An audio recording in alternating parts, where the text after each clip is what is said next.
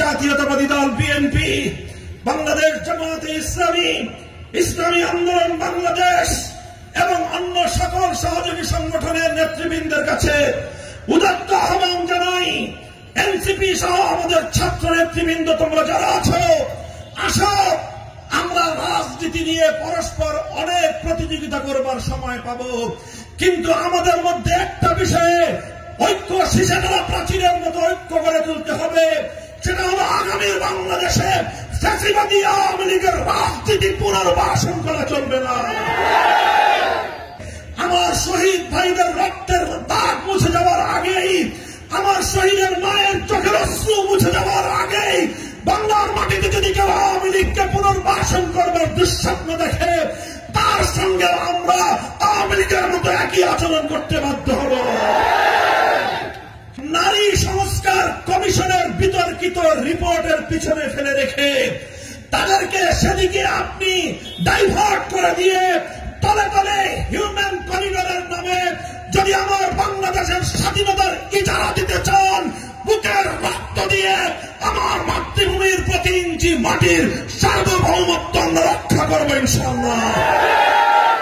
বাংলাদেশের 1 ইঞ্চি মাটিকে যদি বিদেশি কোন শক্তির কাছে লিজ দিতে হয়, বিদেশি কোন শক্তিকে যদি বাংলাদেশের মাটিতে কোন ধরনের সুযোগ দিতে হয়, ওপেন ডিসকাশনের মাধ্যমে সকল রাজনৈতিক দলগুলো এবং দেশের পেশাজীবী সহ দায়িত্বশীল মহলগুলোর সঙ্গে আলোচনা করে তারপরে সিদ্ধান্ত গ্রহণ করতে হবে।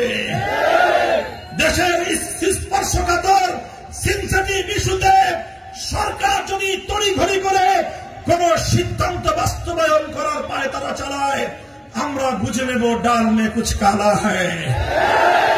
শেখ হাসিনা এবং তার খুনি মন্ত্রী পরিষদ এবং তার প্রশাসনের প্রত্যেকটি খুনিকে ধরে এনে বিচারের কাঠগড়ায় দাঁড় করাতে হবে।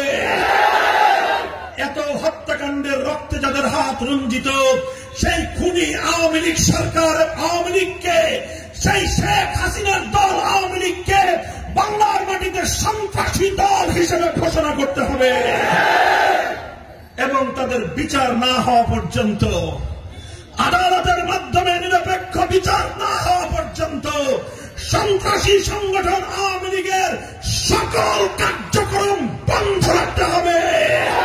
2024 সালের পর যদি আমাদের চেতনাকে, আমাদের 24-এর অর্জনকে যদি কেউ ছিনতাই করতে চায়, গোটা বাংলাদেশ জুড়ে তাদের বিরুদ্ধে প্রতিবাদ এবং প্রতিরোধ গড়ে তুলতে হবে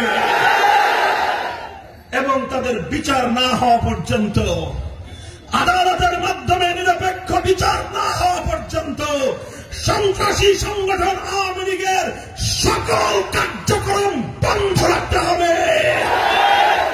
আমাদের পার্শ্ববর্তী প্রতিবেশী রাষ্ট্র ভারতকে আমরা সতর্ক করি, বাংলাদেশ নীতির ব্যাপারে তোমরা তোমাদের বিগত দিনের দৃষ্টিভঙ্গি পাল্টাও। তোমরা আমার দেশের খুনি, আমার বাংলাদেশের কোর্টের পক্ষ থেকে, হাইকোর্টের পক্ষ থেকে জারি করা গ্রেফতারি পরোয়ানা মাথায় নিয়ে বাংলাদেশের হাজার হাজার মায়ের বুক খালি করা খুনি রাক্ষসে হয় না, শেখ হাসিনাকে তোমরা আদর করে পালবা আর বাংলাদেশের মানুষের সঙ্গে তোমরা বন্ধুত্ব স্থাপন করতে চাইবা, এটা কোনোদিনও হতে পারে না।